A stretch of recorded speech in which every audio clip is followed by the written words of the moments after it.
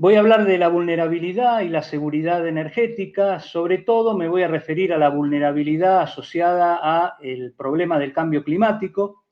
Una primera pregunta que nos podríamos hacer es por qué es importante entender cuál es la vulnerabilidad del sistema energético en general, porque suele asociarse a la energía y al sector como más desde el lado de la responsabilidad que tiene en el problema, porque es un sector de mucha generación de emisiones de gases de efecto invernadero. En Argentina es más del 50% de las emisiones del país proviene del sector energético. Entonces es como que se mira más todo lo que tiene que ver con tratar de mitigar el cambio climático desde ese sector, o sea, reducir las emisiones, y no tanto preocuparse por su vulnerabilidad y las medidas de adaptación que podrían ser necesarias. En particular, para poder describir cuáles son los impactos que voy a ir mirando y la vulnerabilidad del sector, voy a tener que recorrerlo en su totalidad. Por eso voy a hacer un repaso de cosas que probablemente ustedes ya vieron en las clases anteriores. Entonces esta parte la voy a hacer más rápida y después les va a quedar a ustedes, pero para de algún modo situarnos donde estamos parados en este sector. Particularmente lo que tiene que ver con la vulnerabilidad del sector, no tenemos mucha bibliografía al respecto, justamente por esta característica que digo, que se lo mira más desde el lado de la mitigación que desde la adaptación. Si bien hay bibliografía abundante, cuando uno quiere profundizar y encontrar detalles específicos que a uno le puedan servir para abordar el tema en las áreas específicas donde se desarrolla alguna actividad del sector, es poco lo que se encuentra. Yo les dejé algún material bibliográfico, pero van a ver que no es tanto. Me hubiera gustado dejar más, pero no lo he podido hacer porque eso que hubiera querido poder presentarles, la verdad que es medianamente escaso. Van a ver referencias a la tercera comunicación nacional. Eso es un trabajo que yo coordiné con un equipo para la parte de vulnerabilidad del sector energético, pero analizamos ciertos casos particulares, que era la generación de energía hidroeléctrica y el problema que podría haber en la distribución de energía eléctrica, pero dejamos de abordar las demás cosas que son importantes de este sector. También voy a hacer uso de experiencia de trabajos que estuve desarrollando para compañías del sector de petróleo y gas, que justamente se preocuparon por tratar de entender mejor la vulnerabilidad de ese sector. Entonces ahí vamos a poder ampliar toda la cadena con experiencias concretas. A mí me gusta volcar, más que contarles lo que está en la literatura, las experiencias concretas que hay en la materia. Y como les digo, no hay mucho. Entonces repaso brevemente el sector. El sector yo lo voy a recorrer desde principio a fin, es decir, desde que tengo los recursos energéticos, los exploto, hago la producción, los transformo, los transporto, los distribuyo, los almaceno y finalmente los utilizo. Acá vemos una cadena del sector. Esto está tomado del Balance Energético Nacional, eso que ven 2016, es una fuente de la descripción metodológica de cómo se hace el Balance Energético Nacional. Y acá tienen toda la cadena desde el lado izquierdo de la pantalla de ustedes, que van a tener los recursos. Hay una producción primaria, eso tiene una oferta que primero pasa por centros de transformación. En el medio siempre va habiendo exportación, importación, variación de stock, que son las cosas típicas, pero este es un sector donde van a ver que a nivel de importación-exportación no es tan grande como lo que tiene que ver con lo que se consume propiamente en el país. Hay una producción secundaria, hay una oferta y finalmente eso va a un consumo final y en el medio esto lleva a una cadena de transporte que termina llegando hasta los usuarios finales. Dentro de los recursos primarios tenemos la energía hidráulica, la nuclear, o sea, el agua, los combustibles nucleares, el gas natural que se extrae de los pozos, el petróleo, carbón mineral, leña, bagazo. Bueno, estos otros los paso rápido. Bueno, y los recursos eólicos y solar, que son importantes para lo que tiene que ver con energías renovables. Me voy a concentrar más que nada en aquellos que tienen un peso relativo en el sector importante, como puede ser el gas natural y el petróleo, que es donde tenemos una gran dependencia de este tipo de combustibles. Desde el lado secundario, está la electricidad, el gas que se distribuye por redes, el gas licuado, la gasolina, o sea, la nafta, que ustedes, o las motonaftas. Hay distintos tipos de nafta, son para distintos tipos de uso, querosén, el diésel y gasoil, fuel oil, etc. Que esencialmente me voy a centrar también en el gas que se distribuye por redes, en la electricidad y en los combustibles líquidos que se comercializan típicamente para el transporte. Y después, a nivel de los centros de transformación, están las centrales de generación de energía eléctrica, que incluye también una parte de autoproducción, las plantas de tratamientos de gas, las refinerías, y después otras como aceiteras, destilerías, coquerías, etcétera, pero que tienen una incidencia menor dentro del sector. Todo esto conforma una cadena energética que tiene todo un flujo desde el recurso hasta el aprovechamiento final. Entonces, un aspecto importante, esto lo estoy tomando de un reporte que hace Argentina a las Naciones Unidas, de las cuales también formo parte del equipo, que son los inventarios nacionales, las medidas de mitigación, los recursos que se utilizan para desarrollarlo, que son reportes periódicos que se tienen que hacer como parte de los compromisos de Argentina y particularmente como signataria del Acuerdo de París. Disculpame, Fabián, un segundo. ¿Podrías desactivar la cuestión que dice de dejar de compartir? Porque en el chat me están diciendo que no se ve bien. Ay, Perfecto, gracias. ahí está, disculpen. Pensé que lo veía yo solo, perdón.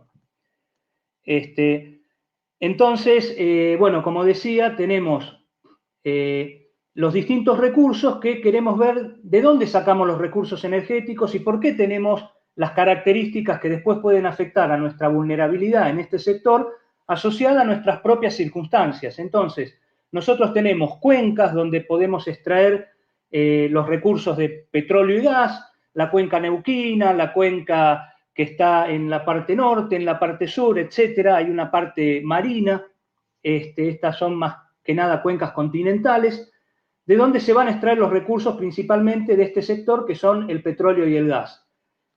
Eso después se va a transportar por ductos, que son los que ven en esas flechitas, y en algunos lugares van a ciertos centros de transformación que están representados en este gráfico. Esto es parte de la cadena, pero quería centrarme a que tenemos los recursos, sobre todo en la zona de la cordillera de los Andes, los recursos de petróleo y gas.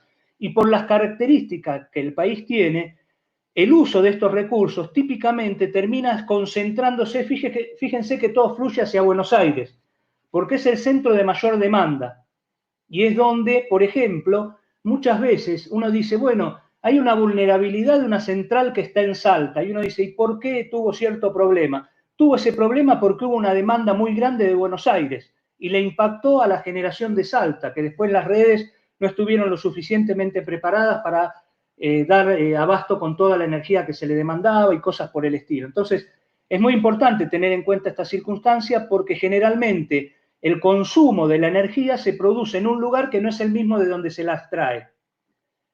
Y particularmente Buenos Aires tiene su relevancia porque históricamente tuvo el puerto que le dio la conexión internacional y donde se concentró, digamos, la mayor riqueza del país y el mayor desarrollo de la política económica de Argentina.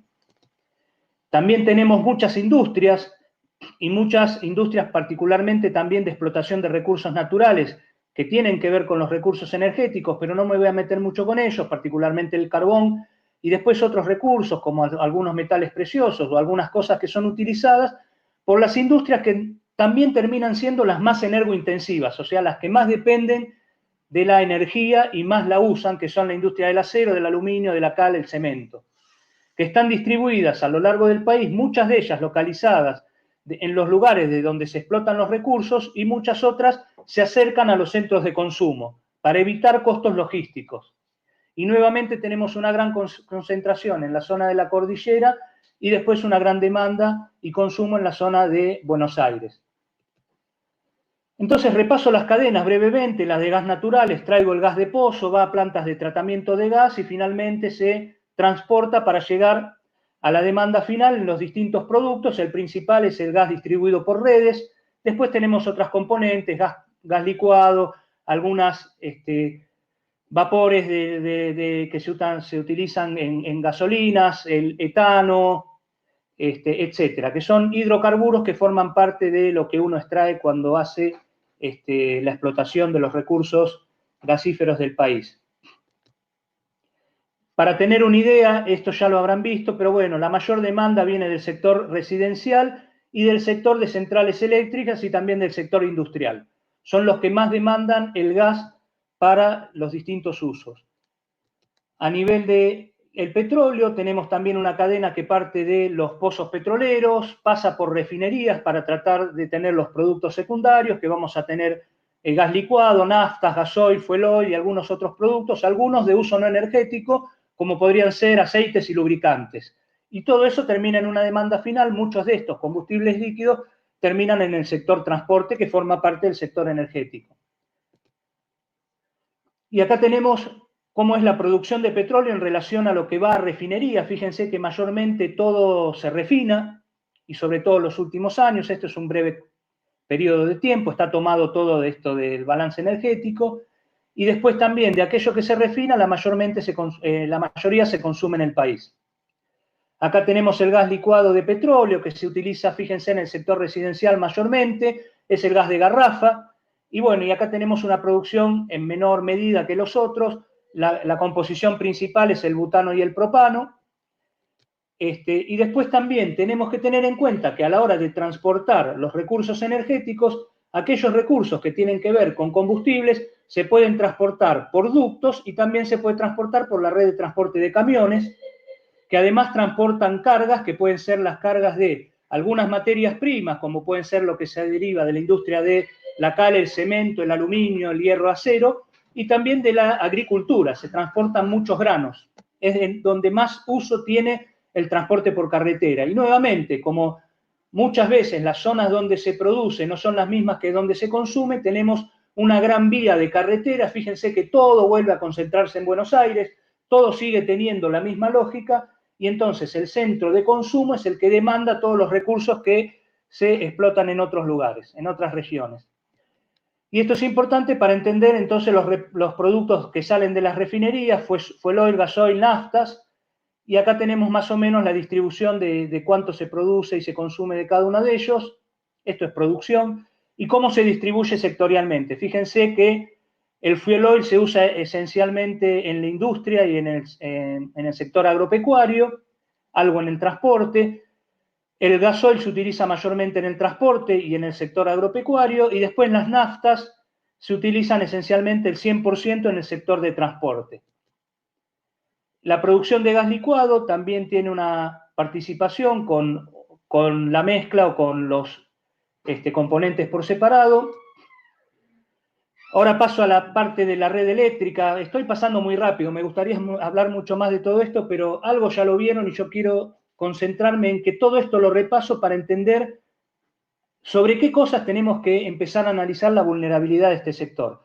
La red eléctrica tiene la misma lógica, muchas centrales localizadas en puntos donde tengo el recurso cerca. Por ejemplo, si uso gas natural y tengo una cuenca de gas natural, voy a tratar de poner una central cerca para aprovechar el recurso y no tener que transportarlo a grandes distancias. Pero finalmente el consumo se sigue produciendo en los centros de alto consumo, Buenos Aires principalmente, Córdoba, Santa Fe, Gran Mendoza, etcétera, y eso hace que también tenga una red de transporte eléctrico que hace fluir toda esta energía eléctrica de los lugares donde se genera hasta los lugares donde se consumen, y con todo un mallado muy particular que vuelve a tener la misma lógica de que todo está distribuido a lo largo del país, pero termina concentrándose fuertemente en ciertos puntos. La cadena de generación de energía eléctrica hace uso de distintos recursos: energía hidroeléctrica con el recurso agua, energía nuclear, los combustibles nucleares, el gas distribuido que les llega a las centrales. A veces toman directamente gas bueno, lo tienen que tratar, pero a veces tienen la planta en conjunción con la central, porque por ahí tienen una actividad integrada. Derivados del petróleo, que también los usan, y después tenemos los recursos renovables: solar, eólica, biomasa, otros recursos renovables. Y esencialmente la mayor cantidad de combustible que se utiliza o de recurso primario para generar energía eléctrica viene también del gas distribuido. Tenemos una parte importante de hidroeléctrica y algo también importante nuclear. Los combustibles líquidos se utilizan no mucho, y a veces se utilizan por falta de gas porque, bueno, tenemos mayor demanda de la que da abasto el sistema y termina priorizando el uso del gas para la industria, para el sector residencial. Después va a las centrales de ahí lo derivan a través de la red, que tiene una parte de transporte y una de distribución, a la demanda final. Y acá vemos el consumo de los distintos sectores, vemos que fuertemente es el consumo industrial y el consumo residencial, y el comercial más que nada, son los que más demandan energía eléctrica. Y entonces todo esto nos permite conformar lo que sería un diagrama de ciclo de vida, o diagrama Sankey, que se llama esta estructura, que dice, bueno, voy desde lo primario hasta el consumo final, recorro todo el sector, hago todo el flujo energético y vamos viendo todos los usos, y acá los anchos de cada uno de estas barras representan realmente en valores energéticos, que está en la unidad que es kilotep, es una TEP es tonelada equivalente de petróleo, es una unidad energética que de algún modo representa cuánto se usa de cada cosa en cada lugar. Y entonces vemos que también tenemos un porcentaje muy alto de pérdidas de eficiencia de equipos o pérdidas que se pierden en la red, que al ser tan extensa también genera ciertas pérdidas.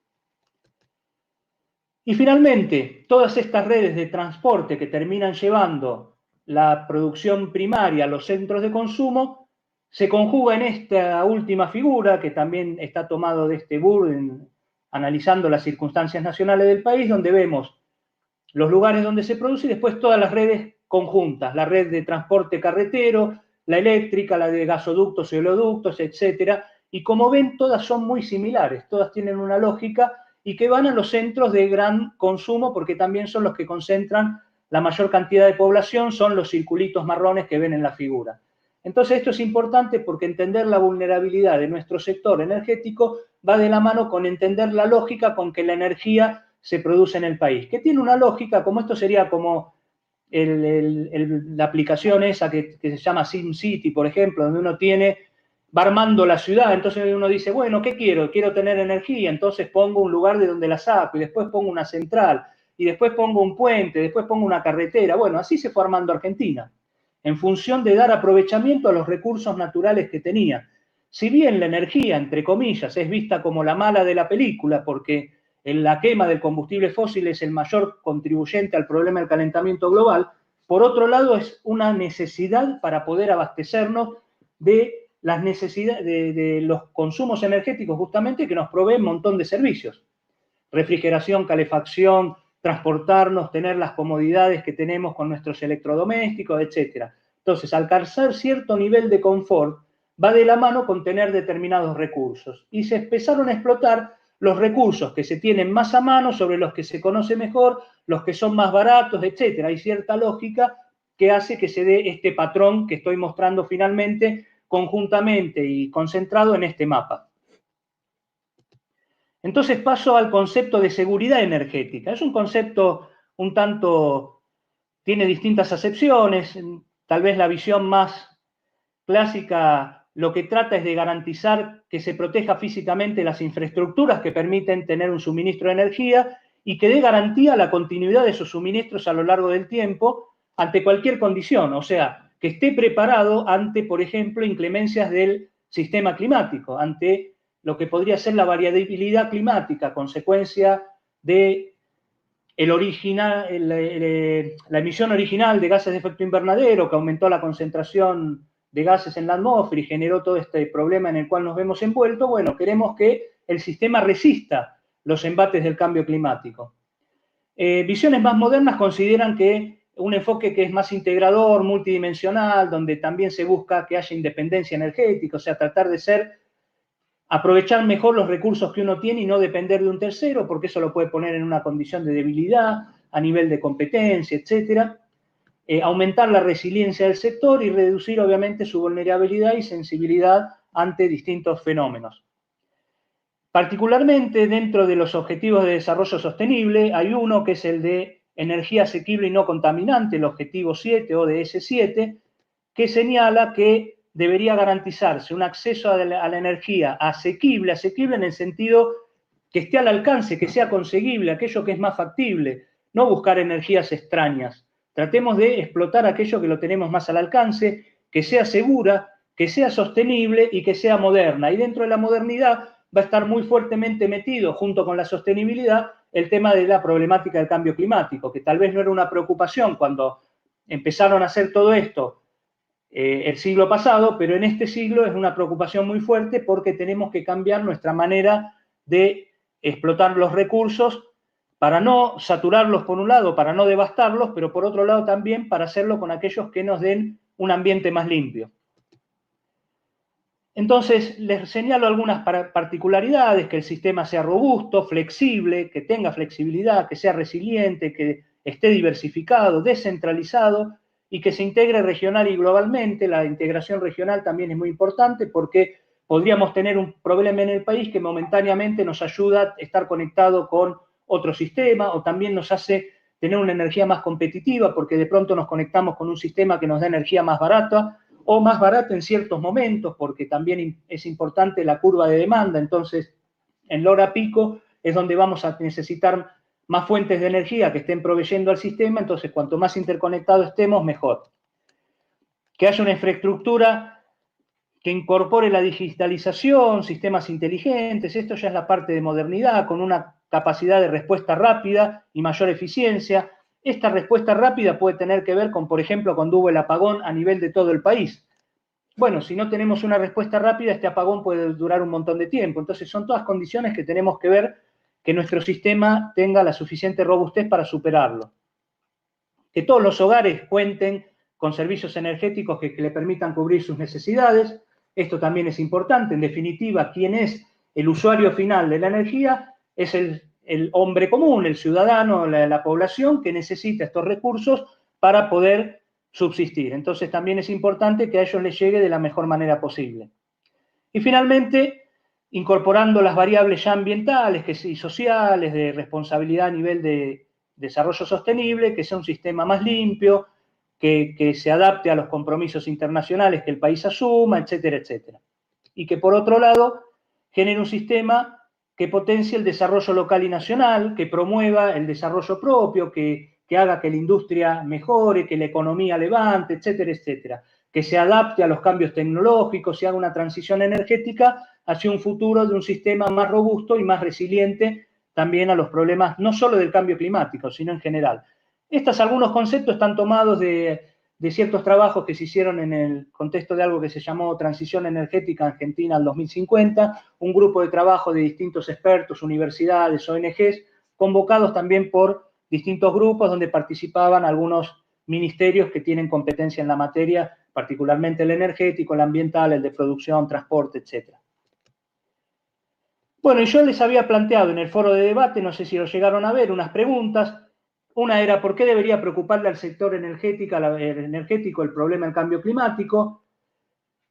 ¿Cuáles considera que pueden ser los principales impactos del cambio climático en dicho sector? ¿Y cómo analizaría su vulnerabilidad? ¿Cuál sería la metodología o técnicas que deberían aplicarse? Bueno, en eso consiste un poco la presentación que voy a hacer entre hoy y el lunes. Particularmente, ¿por qué debe preocuparle? Porque el sector es fundamental para el país. O sea, nuestras necesidades están cubiertas en una gran medida por lo que nos provee este sector. Entonces, no preocuparnos por el sector no tiene mucho sentido, y obviamente el cambio climático le está generando impactos negativos. Entonces hay que tratar de evitarlos. ¿Cuáles son esos impactos? Bueno, voy a ir mostrándolos a lo largo del análisis de toda esta cadena productiva del CEO, cadena de valor que tiene el sector, como comenté al principio. ¿Y qué metodología? Bueno, un poco empiezo a comentar ahora parte de esa metodología. Entonces, bueno, comencemos por ver el contexto en el cual se inscribe todo este problema.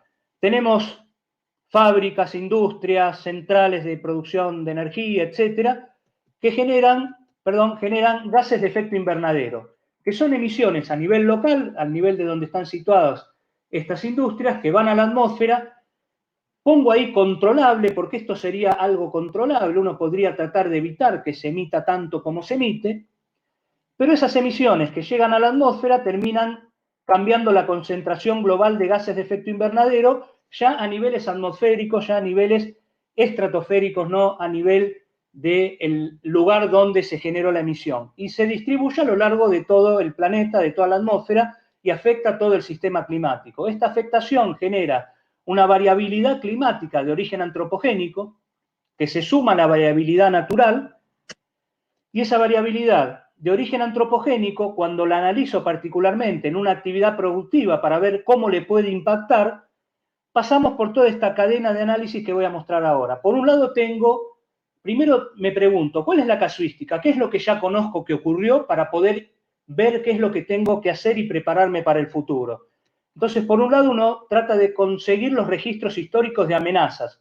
Ahí dice Climadex, que es una base de datos que tiene ciertos índices de extremos climáticos, que son los que se utilizan para tratar de proyectar a futuro cuáles son los problemas que en el sistema se pueden generar. Son esencialmente los que tienen que ver con olas de calor, heladas, sequías, lluvias intensas que pueden producir inundaciones, etc. Entonces, este registro histórico de amenazas es importante para conocer dónde estamos parados.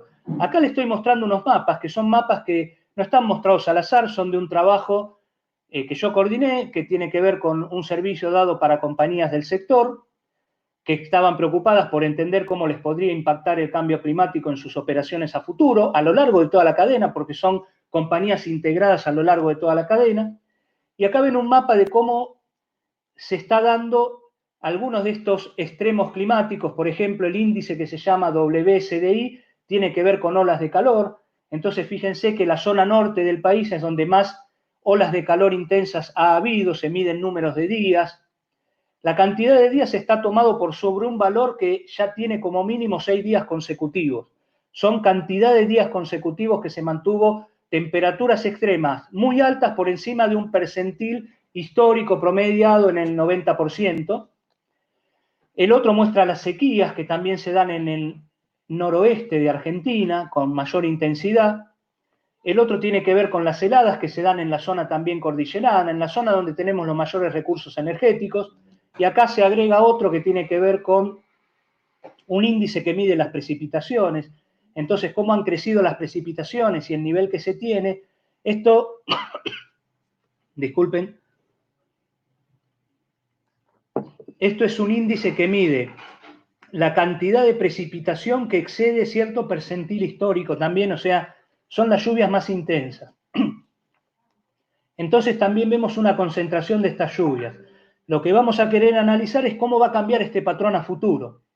¿Y en qué nos basamos? Primero, después de esto vamos a también mirar la ocurrencia de eventos extremos. ¿Hay correlación entre los eventos extremos y estas amenazas? O sea, si llueve mucho, ¿se inunda cierto lugar? ¿Y de qué depende de que se inunde? Y bueno, va a depender de ciertas características. Entonces, no necesariamente que llueva mucho es un problema. El problema va a ser si tengo una zona sensible a esas lluvias y que me puede traer un problema.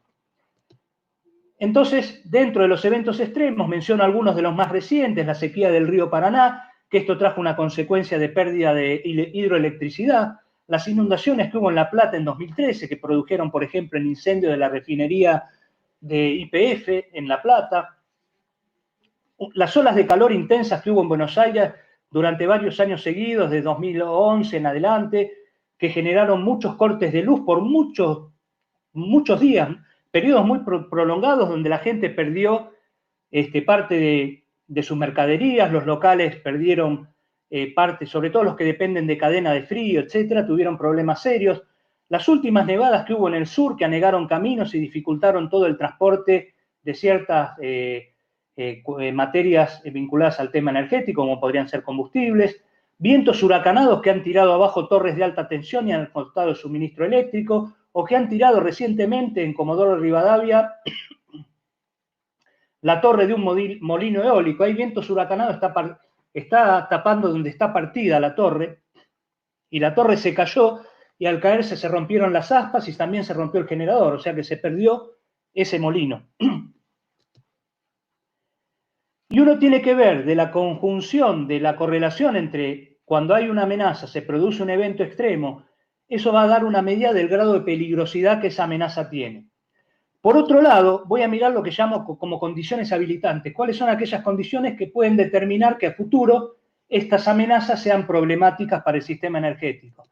Entonces, voy a partir de la modelación climática, que esto se parte de modelos universales desarrollados por distintas organizaciones e institutos a nivel mundial, que los termina conjugando en ciertos modelos el IPCC, que es el Grupo Intergubernamental de Expertos sobre el Cambio Climático, que es el que asesora la Convención de Cambio Climático en esta materia.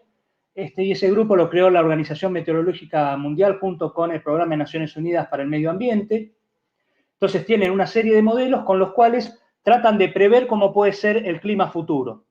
Con estos modelos se los trabaja a nivel local o regional, particularmente en Argentina, y se trata de correlacionarlo con el histórico de amenazas, es decir, el modelo no solo me da proyecciones a futuro, sino que trato de ajustar lo que el mismo modelo me dice para el pasado.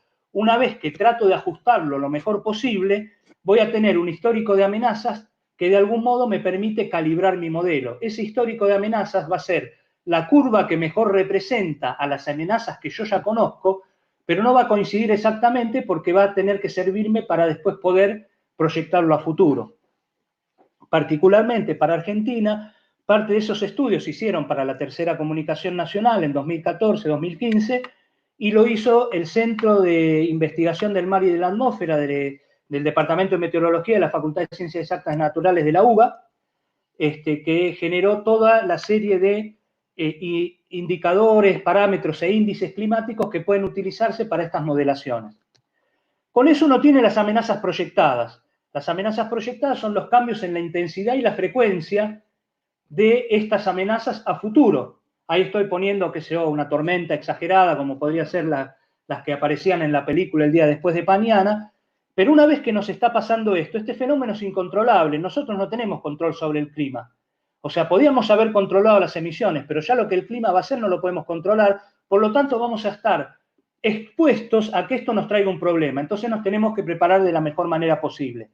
Y dentro de estas amenazas proyectadas, tenemos, por ejemplo, para este trabajo que le mencionaba, nuevamente diseñamos los mapas que nos muestran a nivel del país cómo va a incrementarse o no estos patrones. Esto es en términos porcentuales los incrementos con respecto a los valores históricos a nivel promediado y a lo largo de todo el país y con modelos que son modelos que presuponen una cierta incidencia del problema del cambio climático al año 2100 y esto lo está analizando en un determinado periodo de tiempo. Estos son los periodos largos de tiempo. Y como pueden ver, por ejemplo, el índice de lluvias intensas se incrementa hasta el 90% en ciertas partes del país, particularmente la pampa húmeda o la zona norte de la Mesopotamia. Vemos que las heladas empiezan a ser peores en grandes partes del país y tienen un incremento significativo en zonas donde por ahí no eran tan importantes las heladas, porque suele hacer más calor, pero empiezan a tener relevancia. Las sequías empiezan a ser muy fuertes en todo el país. Fíjense que en todos los lugares hay incremento del problema. Y acá se agrega la última, las olas de calor, y fíjense, las olas de calor aumentan terriblemente su intensidad, hasta el 5000% de aumento de la cantidad de días de olas de calor que pueden ocurrir en ciertas zonas. Y todo esto puede tener un impacto en el sistema climático. Entonces, ¿qué es lo que tengo que empezar a mirar una vez que tengo estas amenazas proyectadas? Con el grado de peligrosidad que me marcó el pasado, que de algún modo me dice cómo puede ser esto también a futuro, la conjunción de las dos cosas me va a dar una probabilidad de que esa amenaza ocurra. Y finalmente empiezo a analizar mi actividad específica. En este caso, que está señalado como actividad productiva, sería la actividad del sector energético que me interese. Va a haber una exposición. Con exposición lo voy a sacar del caso energético, lo voy a poner con una analogía con el sector agropecuario, por ejemplo.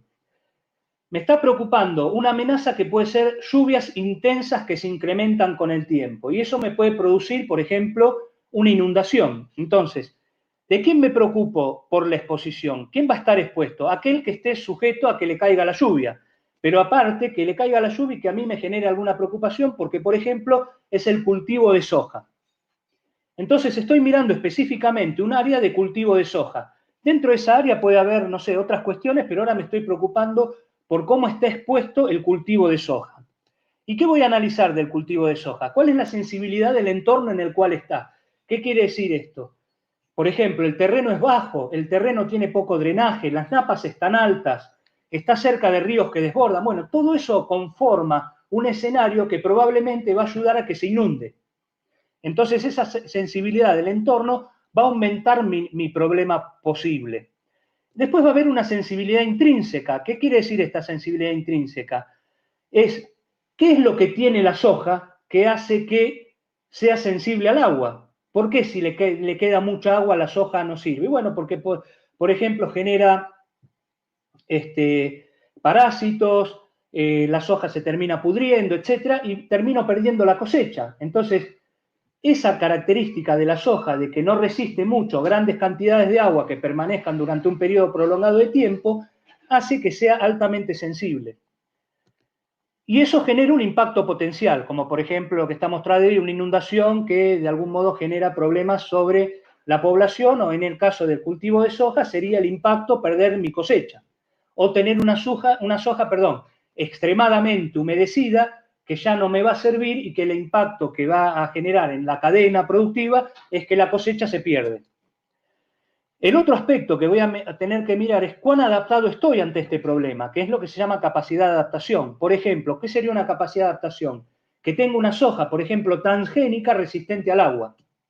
Es una soja que le modifiqué su genética para que resista la presencia de agua. Bueno, eso sería una posibilidad de adaptarme. Más allá de que alguno puede decir, bueno, pero la soja transgénica, bueno, no sé, pues estoy poniendo un ejemplo. Y por el otro lado, ¿qué voluntad de cambio hay de aquel que está a cargo de poder llevar a cabo alguna actividad? Porque si el que está dice, más sí, que se pierda la cosecha, a mí no me preocupo, no hago más nada, o bueno, es un problema que pasa una vez, ya no vuelve a pasar, no me preocupo más, bueno, difícilmente va a ser que uno esté mejor adaptado al problema. Todo esto conjuga lo que se llama resiliencia. La resiliencia más el impacto potencial generan lo que conocemos como vulnerabilidad. Cuando hablamos de vulnerabilidad, hablamos de cómo juegan estas dos variables entre sí, el impacto y la resiliencia. Y una vez que junto la vulnerabilidad con la probabilidad de que yo tenga los problemas, me genera lo que se conoce como riesgo. El riesgo va a estar determinado por la conjunción de estas dos cosas. Y ahora, ¿qué es lo que está pasando? Nos encontramos que tenemos un círculo vicioso. La industria genera emisiones que agrava el problema y todo eso le lleva a tener un riesgo. ¿Qué hay que hacer para evitarlo? Bueno, hay que generar un plan de mitigación y de adaptación. De mitigación porque tengo que reducir las emisiones, pero también de adaptación porque todo aquello que es incontrolable y no puedo manejar, me tengo que preparar de la mejor manera posible. ¿Mitigación para qué? Para evitar, o adaptación, ¿para qué? Para mejorar mi resiliencia, para tratar de modificar algunos de los aspectos que me dan sensibilidad intrínseca o sensibilidad de mi entorno, o cambiarme de lugar, etcétera, que mejoro cualquiera de las cosas que están dentro del cuadro de actividad productiva.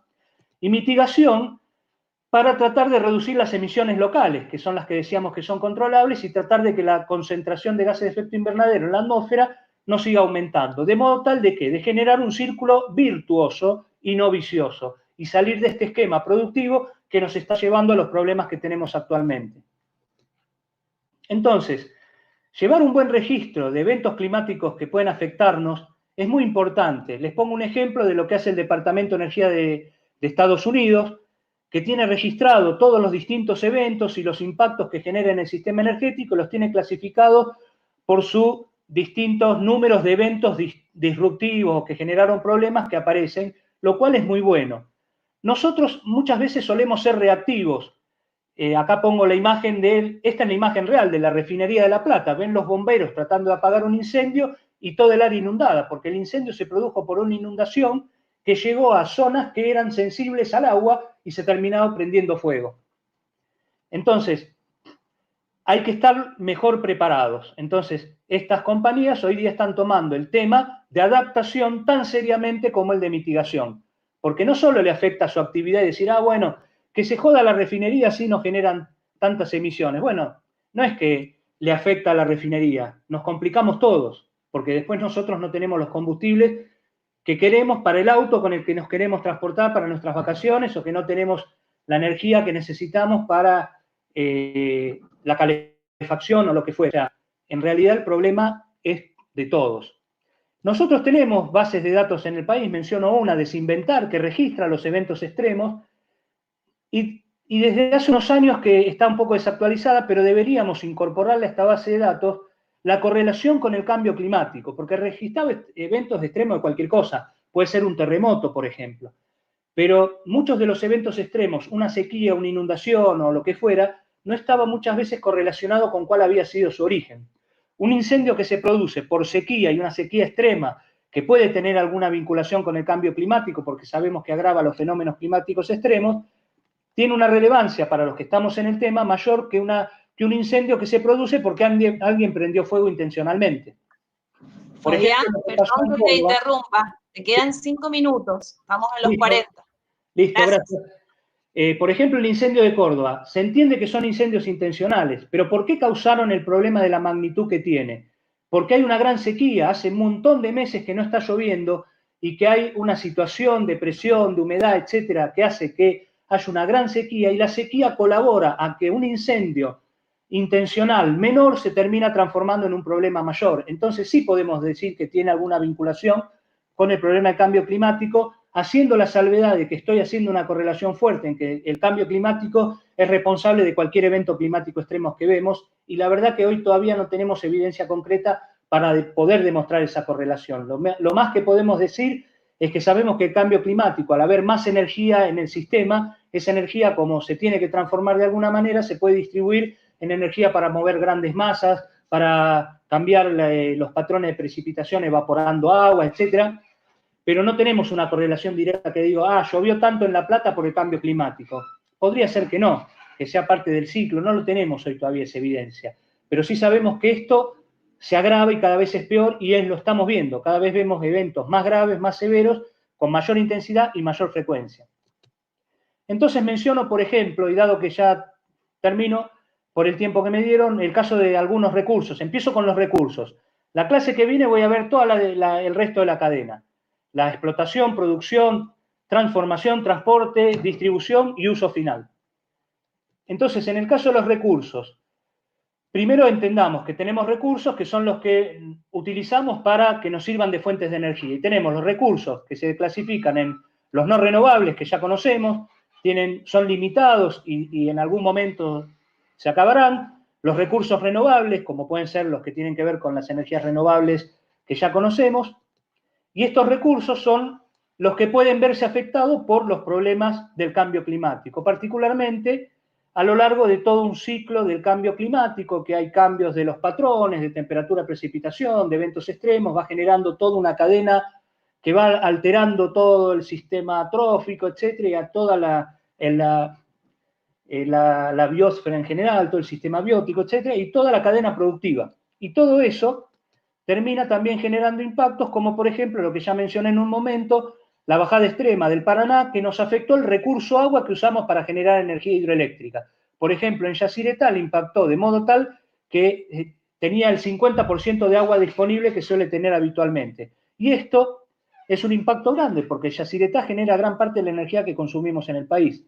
O por ejemplo, esto es un caso que lo traigo de España, un derrame que se produjo de un barco que se hundió, y mientras se estaba hundiendo, y se hundió por una tormenta severa totalmente atípica, una tormenta marina sumamente severa, terminó hundiendo el barco, y el barco se terminó fracturando en el momento que se lo estaba tratando de transportar para rescatarlo, y al partirse el barco se derramó todo el petróleo y se generó un impacto tremendo de un montón de aves muertas y de un montón ¿cómo es? No me sale la palabra, bueno, de peces y cosas que están en los mares, digamos. Y de la diversidad marina, quería decir biodiversidad marina y no me salía.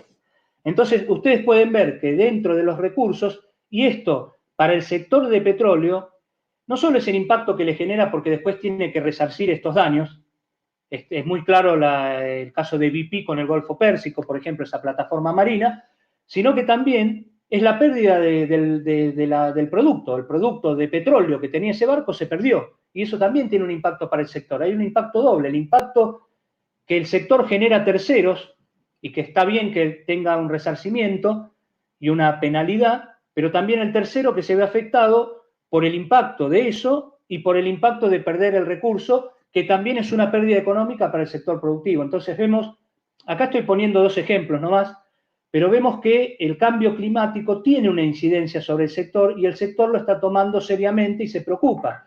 Y dice, bueno, ojo, no solo tengo que pensar, bueno, cómo me adapto a mitigar, etcétera, sino cómo me adapto a los problemas que el cambio climático me puede causar, y que esto cada vez es más frecuente y no tengo que hacer la vista gorda y decir, bueno, no importa, ya pasó, No, pasó y mañana viene otro, y mañana viene otro, y entonces ante esa eventualidad, las empresas, el sector se empieza a preocupar y a preparar, y es importante que esto se tenga en cuenta. Como digo, no hay mucha literatura en el tema, ustedes pueden ver la literatura del IPCC mismo que hay sobre esto, que yo lo dejé como bibliografía, y van a ver que lo toca muy vagamente, porque no se han preocupado tanto en este sentido.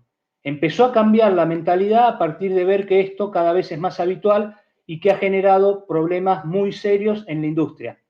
Y no solo por el Fabián, te voy a tener que interrumpir porque sí, el chat listo. está de alguna manera bastante interesado y los Energizado. alumnos tienen ganas de participar, así que bueno, paro acá. ¿Puedo hacerte algún par de preguntas? Sí, yo dejo de compartir, ¿no? Mejor. Dejemos de compartir, así nos podemos ver. Ok.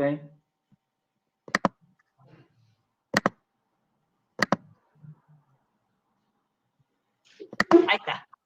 Bueno, está, ¿no? al principio de la presentación hubieron como muchos alumnos interesados en el tema de la red ferroviaria y los efectos del cambio climático y o de alguna manera, o sea, cómo se tiene que trabajar en relación a políticas públicas, en relación al transporte. O sea, hubieron varios comentarios en eso. Ok. El transporte por ferrocarril, particularmente desde el sector energético, tiene una incidencia por, si se quiere, consume gasoil, fuel oil, algunas locomotoras, mayormente son eléctricos, por lo tanto consumen electricidad que viene de la red, pero desde el punto de vista de su vulnerabilidad, y el ferrocarril es usado para transporte de materias primas, ¿no? Eso, su visibilidad en la cadena, pero incidencia en el sector es de los más chicos de todos, no es el más preocupante.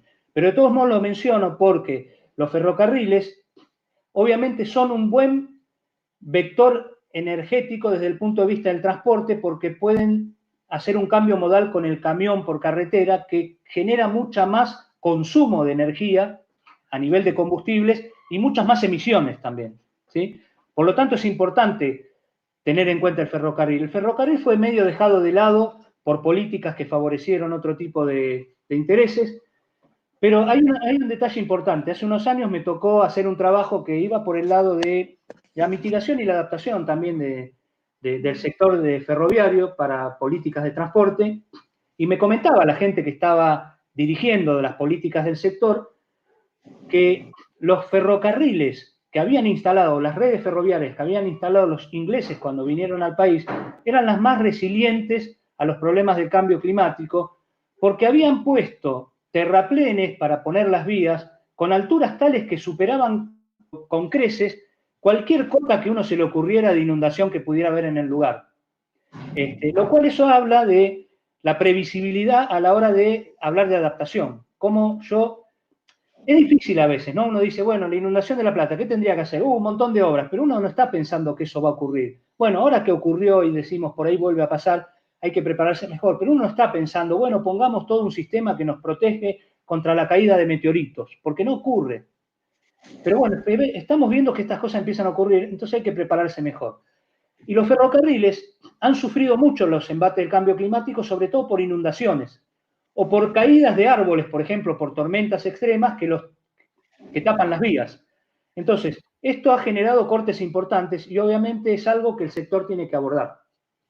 Excelente respuesta. Bueno, y te hago las últimas porque ya tenemos, o sea, pocos minutos, así que te voy a unir algunas preguntas sobre Daniela Bruno, Carmen Rotelli y Emilio Urquiza, que están muy preocupados por el tema de la modelización, el tema de las bases de datos, o sea, si efectivamente hay, o sea, acceso a información actualizada, o sea, cómo se modeliza, quiénes son los que prevén la información y, o sea, que algo, o sea, en ese momento justo te interrumpí, así que yo te doy todo el tiempo como para que avance sobre eso.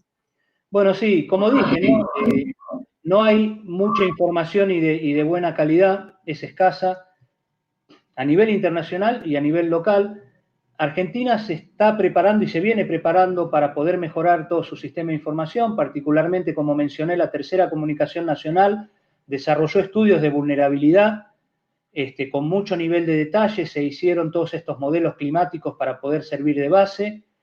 El sector energético, que es el que a mí me tocó, se abordó parcialmente. Las comunicaciones nacionales son periódicas, por lo tanto, para la próxima comunicación nacional se espera que estos temas se aborden con mayor nivel de detalle.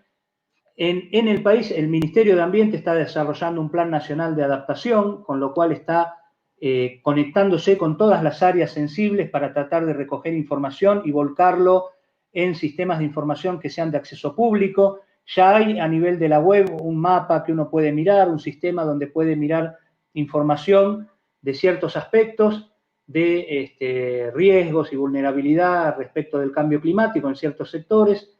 Y se está trabajando fuertemente. Y como digo, muchas compañías del sector empiezan a analizar el tema con mayor seriedad. Particularmente aquellas con las que estoy trabajando, me gustó mucho que dicen que quieren que su trabajo no quede solo como algo para ellos, que les sirva para prepararse mejor, sino que lo quieren difundir a nivel país. Quieren que se enteren todos, que sepan que esto es un problema que le puede pasar a cualquiera, con lo cual tal vez parte de sus resultados se puedan hacer públicos. Después se verá qué. Aquello que es obviamente sensible a las características propias de la empresa, que afecta a sus intereses económicos, no.